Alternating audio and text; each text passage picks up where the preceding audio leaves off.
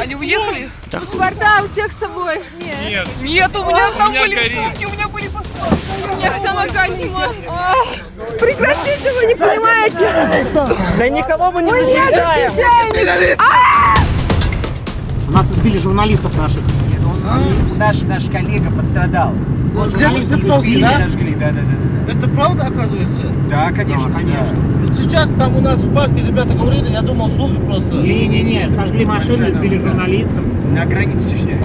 Да, это, получается, вы сперва были в Чечне, потом... Это в Ингушетии на границе. Не-не, вы были в Чечне, оттуда сюда ехали, да? В Чечни приехали, да, подожгли машину, Избили людей всех, включая женщин, и подожгли машину. Я главный редактор «Медиазоны», откуда вот наш корреспондент Егор Сковорода, мы прилетели за ним. Здорово, что с рукой? Все нормально с рукой, чего к ней пристали.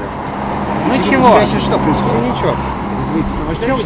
Да, как бы, да ну ничего, как бы бюрократия всякая, ну там осмотр телека, фотика и что-то еще. Ну в таком духе.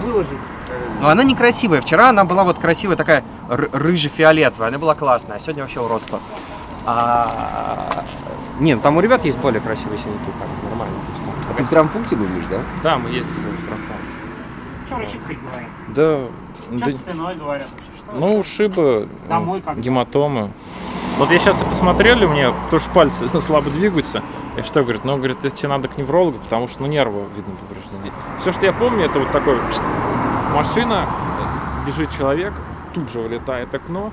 Через некоторое время я там пару звонков успел сделать по минуте, как бы, Когда и чувак- вытащили, как бы начали всех вытаскивать по дороге. А ты Кювет кинули. Ты еще сделал звонки, пока тебя еще не вытащили? Да, конечно. Ты лежишь в машине и делаешь Ну, звонки? я сразу, как только начал пить, я вот туда вниз и начал звонить, как бы, 19-14 первый звонок.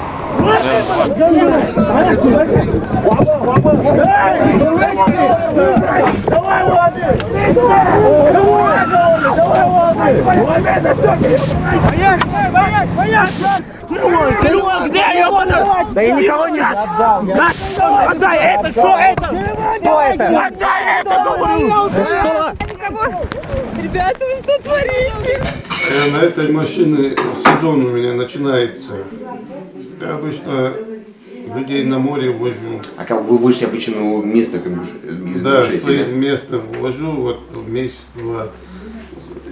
Там копейку себе на жизнь зарабатываю. Жена не в Сочи туда.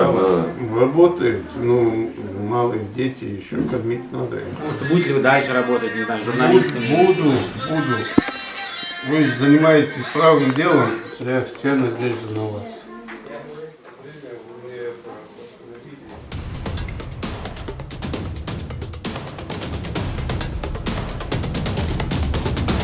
Дверь не выломили, проникли через балкон, дверь сломать не смогли, дверь оказалась целая, и нам вчера сотрудники из службы МЧС вскрывали эту дверь.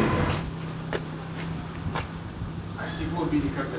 Ну они не выломали, да? Не смогли. Нет, не смогли. Попали через балкон. Ломали снаружи и с той стороны, и отсюда сюда. Потом через балкон залезали в итоге. А что, все-таки даже зашли туда? Зашли, да.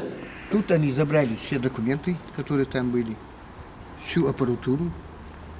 Через Все, что там есть, там ничего нет. Там Через пусто. балкон. Через балкон. Москва требует у нас раскрыть преступление. Думали, война началась или что? Включивший диктофон. Где вообще нужно будет ставить памятник, потому что в этой ситуации, ну или как минимум бронзовый бюст народа. Потому что вот в этой ситуации, да, то есть все профессионалы, в общем-то, да, все профессионалы, поехавшие в зону, так скажем, некой экстремальной обстановки, да, и единственный человек, который смог воспользоваться имеющейся у него техникой. Но он нам вчера на полном серьезе сказал, ну, бьют стекла, а я по телефону разговариваю. Я по телефону там разговариваю, рассказываю о том, что происходит.